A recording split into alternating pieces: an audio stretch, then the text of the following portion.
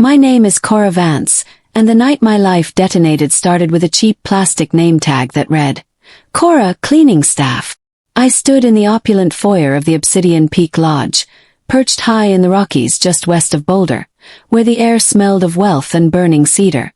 The girl at the check-in table slid the badge across the polished oak counter like she was handing me a court summons. My mother-in-law, Evelyn, materialized at my elbow in a sapphire blue ball gown, wearing the smile of a woman who finally gets to say the quiet part out loud. "You're just extra help tonight, dear," she said, her voice pitched perfectly so the circle of bank executives' wives could hear. "No seat at the head table. No service. Family only." My husband, Julian, arrived a second later, his tie already loosened by expensive scotch. He looked at the badge clipped to the silk of my dress, then at the empty space where my chair should have been, and he laughed. It was a real laugh, warm, easy, affectionate. The same laugh he used when he closed a merger. "Relax, sir," he said, reaching past me for a glass of red wine meant for a guest. "Food is for family. You understand. 5 years of marriage. 3 years of waking up at 4 a.m. to save his father's failing logistics company while Julian slept until noon. 18 months of quietly renegotiating union contracts and preventing a bankruptcy that would have buried the family name in shame. And I wasn't family enough for a chair. I reached for the ring he'd put on my finger the day he told me I was the most brilliant strategist he'd ever met. 3 carats, chosen more to impress his partners than to please me. The platinum was warm from my skin. I slid it off slowly, deliberately, letting the crystal chandeliers catch every facet as it left my hand. The soft click it made when it touched the starched white tablecloth was louder than the jazz band playing in the corner. "Then I am no longer yours," I said. My voice was calm, clear, and steady enough to carry to the farthest tables. Julian's laugh died in his throat. 300 of Boulder's wealthiest power players suddenly had front row seats to the exact second a marriage ended. I turned and walked out past the valet stands, past the Maseratis and the Teslas, past the whispers already starting to spread like wildfire down the canyon. My heels were steady on the asphalt. My hands didn't shake. Not yet. In the car, driving down the winding mountain road with the city lights flickering far below, I felt something inside my chest crack wide open. Not rage, not yet. Just a cold, crystalline clarity. They thought they had put me in my place. In reality, they had just handed me the keys to leave it forever. That was the night I stopped pretending I belonged at their table. And it was only the beginning. I knew it was coming long before the badge. It lived in the small indignities first. The way my husband called my consulting firm your little hobby, while I pulled all-nighters turning around manufacturing plants that employed hundreds of people. The way my mother-in-law introduced me as Julian's wife, who keeps busy, while wearing the diamond tennis bracelet I'd paid for after I quietly saved their family trust from foreclosure. The way they both smiled when they said it, like the joke was too obvious to need explaining. I grew up in Grand Junction, raised by a father who worked double shifts as a mechanic so I could have textbooks. I paid for college scrubbing floors in hospital cafeterias and studying finance by flashlight. I learned early that competence doesn't announce itself with fireworks. It just keeps the engine running when everyone else is panicking. That's what I did for them. I kept the engine running. A few years ago, when the supply chain crisis hit, my father-in-law sat in their marble kitchen and wept because the logistics company his grandfather started was weeks away from shutting its doors. 300 families were about to lose their livelihoods. Julian was in Vail, networking on the ski slopes, and didn't come home. So I did. I worked 16-hour days for 18 months. I renegotiated shipping routes, pivoted distribution centers, and found buyers for fleet vehicles we no longer needed. I did it for pennies compared to what the big consulting firms wanted. I never put my name on anything. I just handed the company back to them. Breathing, profitable, alive. My father-in-law died 6 months later believing his son had saved it. Julian never corrected him. He thanked me once, in bed half asleep, like I'd picked up his dry cleaning. Then he rolled over and told me I should wear more makeup to the next partner dinner so I didn't look so severe. I kept the evidence anyway. Not because I thought I'd need it, but because I'm wired that way. Every discrepancy in the hedge fund he managed. Every personal expense slipped into a portfolio company's ledger.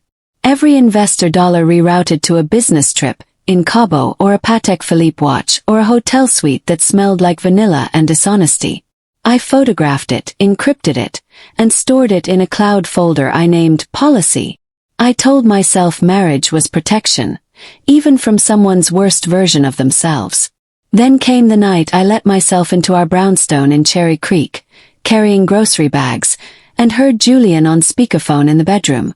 She actually thinks her little consulting gigs matter, he was saying, laughing that warm, easy laugh again. The cleaning staff badge at Alara's engagement party is going to be perfect. It's time she learned the difference between real money and playing dress-up. My mother-in-law's voice floated through the speaker, delighted. Exactly. Help is help, no matter how well dressed. I stood in the hallway holding organic milk and cage-free eggs and felt the last thread of hope snap. I set the bags down without a sound. I walked to my office, opened the policy folder, and started writing the anonymous letter that would incinerate his career. While they planned my humiliation, I planned their extinction. And I did it the way I do everything. Quietly, thoroughly, and without raising my voice. The week before the party I stopped sleeping. I'd sit at my desk in the dark, 2 monitors glowing, spreadsheets open for a struggling bakery in Fort Collins, while the policy folder waited in the background like a loaded weapon. I'd catch my reflection in the black window and barely recognize the woman staring back. Eyes too wide, mouth set too hard. Someone holding herself together with nothing but willpower and black coffee. I kept thinking, if I just work harder, save one more company, make one more perfect roast chicken for Sunday dinner, maybe they'll finally see me. But they never saw me. They saw what I did for them, never who I was. Some nights I'd walk through the brownstone after Julian was asleep, and touch the things that were supposed to prove we belonged together. The framed photo from our wedding where he's looking at the camera and I'm looking at him. The vintage watch I gave him the year I turned the family company around. The closet full of his pressed shirts. I still starched exactly 1 inch of the collar because that's what a good wife does. I'd stand there in the quiet and feel the weight of every morning I woke up at 5 a.m. to make his espresso the way he liked it while I reviewed profit and loss statements for strangers who at least said, "Thank you." I started crying in the shower so he wouldn't hear. I cried for the girl from Grand Junction who thought love would feel like safety. I cried for the woman who had saved 300 jobs and still wasn't family enough for a chair. I cried because part of me still wanted him to walk in, see me folding his shirts with tears running down my face, and finally ask what was wrong. He never did. Instead, the night before the party, he came home late smelling like vanilla perfume and told me not to overdress tomorrow. "You don't want to pull focus from Alara," he said, already scrolling his phone. I stood in our bedroom doorway holding the emerald green dress I'd chosen. Simple, elegant, the kind you could wear to a coronation or an execution, and felt something inside me go very still. I realized I wasn't protecting him anymore. I was protecting the version of myself who still believed I needed their approval to be whole. That version died quietly that night, somewhere between the smell of perfume that wasn't mine and the soft click of his phone screen going dark. When I hung the dress up, my hands didn't shake. When I opened the policy folder again and attached the last files, I didn't hesitate. I wasn't doing this because I was angry. I was doing it because I was finished asking to be seen, and because some debts can only be settled when the people who owe them finally understand what they threw away. The Obsidian Peak Lodge sits high above the city, all glass and timber and money pretending to be rustic. That night the mountain air was sharp, but inside the ballroom it felt suffocating. I arrived alone. Julian had left hours earlier for drinks with the boys, which meant I drove myself up the winding road in silence, the emerald dress moving against my skin like armor. At the check-in table, the girl hesitated, then slid the badge across. Cora, cleaning staff. My mother-in-law was waiting, radiant in blue. "Perfect," she said, loud enough for the lobby to hear.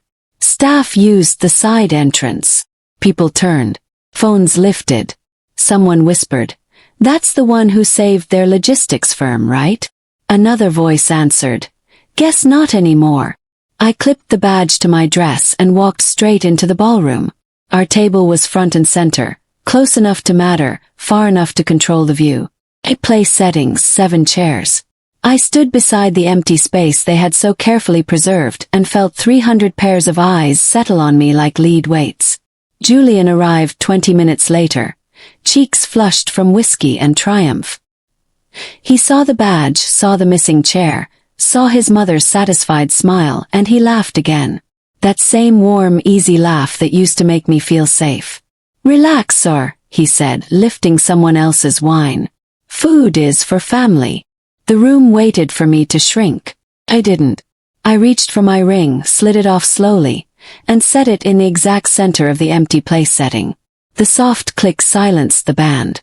Then, I'm no longer yours, I said. Just loud enough. Just calm enough. The laughter stopped like someone pulled a plug. I turned and walked out. No rushing. No tears. Just the steady click of my heels across marble, past tables of people who would talk about this night for years. Behind me I heard my mother-in-law hiss, Julian, do something, and his stunned silence. In the parking lot, the valet tried to hand me my ticket stub with trembling fingers. I smiled at him, small, polite, final, and drove down the mountain alone. Halfway home, I pulled over on a turnout where you can see the whole city glittering below. I opened the car door, let the cold night in, and finally let myself shake. Not from fear, but from relief so sharp it felt like grief. Then I took out my phone and texted Damon Cross, my attorney and second-in-command. Execute everything. Tonight. 3 words. That was all it took. By the time I reached Cherry Creek, the first accounts were already frozen. By morning the SEC had the files. By noon on Monday, the managing partners at Julian's firm were calling an emergency meeting they would never invite him to again. I never raised my voice. I never had to. The truth did it for me. Months later, on a quiet winter morning with snow dusting the floor-to-ceiling windows of my new office in Lodo, Ilara showed up unannounced. She stood in the doorway wearing a simple camel hair coat. No designer labels, no 3-carat diamond ring. Just my sister-in-law. The only one in that entire family who ever felt like a sister, holding 2 paper cups of coffee and wearing eyes that had finally learned how to look straight at the truth. I left them, she said, handing me a cup. For good this time. We sat on the floor of my office because the custom furniture hadn't arrived yet, our backs against the drywall, watching the snow fall over Denver. She told me how her fiancé's company collapsed the week after the party. Bots for users, fake partnerships, inflated assets, all of it exposed by the SEC audit I had triggered. She told me how her mother, Evelyn, tried to force her to stay engaged to him just to keep up appearances. I finally understood, Ilara said quietly, blowing steam off her coffee. The people who laughed at your missing chair had never once asked if I was okay. I chose the wrong family, Cora. I want to choose the right one now. I didn't cry. I just reached over and took her hand. That was the day I stopped being the woman who saved everyone except herself. Vantage Point Strategy, my new firm, grew faster than I ever imagined. Not because of who I knew in the boardrooms, but because word spread about the consultant who could save a business without destroying the human beings inside it. CEOs started calling from Detroit, Cleveland, and Pittsburgh, places the coastal elites had written off. They didn't care where I went to school or who my husband used to be. They cared that I showed up, listened, and fixed what was broken. Julian's fall was quieter than anyone expected. There were no screaming matches, no drunken scenes on the front porch. Just a man watching everything he thought defined him evaporate into thin air. His accounts were frozen. His equity was seized. His name was scrubbed from the letterhead of the firm his father built. The last I heard, he was living in a guest room in Aurora, answering phones for a mid-level insurance adjuster. He wrote to me once. A short, handwritten letter that arrived forwarded from the old brownstone. I read it standing in my kitchen. It wasn't an apology. It was a justification, a list of reasons why he did what he did. I folded it neatly along the crease and put it in the recycling bin without answering. My mother-in-law, Evelyn, lost the estate in Cherry Hills, the vintage Jaguar, and the membership at the country club where she used to hold court like a queen. I don't know where she landed. I stopped keeping track. Indifference is a far more powerful punishment than hate. Some nights, I walk through the new office after everyone has gone home. On the wall, framed between my master's degree and the first check I ever earned consulting, hangs the plastic name badge. Cora, cleaning staff. Clients always ask about it. I tell them the truth. They tried to tell me where I belonged. Turns out they were right, just not the way they meant it. I belong at the table I build myself, surrounded by people who don't need me to shrink to feel tall. People like Damon, who stayed when others would have run. Like Alara, who is finishing her law degree and already working with me to expose the kind of quiet fraud that hides behind expensive suits and charm. Like the bakery owner in Fort Collins who sends me a box of his best pastries every Christmas because I kept his grandfather's legacy alive. That empty chair at the Obsidian Peak Lodge wasn't a punishment. It was permission. Sometimes losing everything isn't the end. It's the first time you're finally free to choose yourself.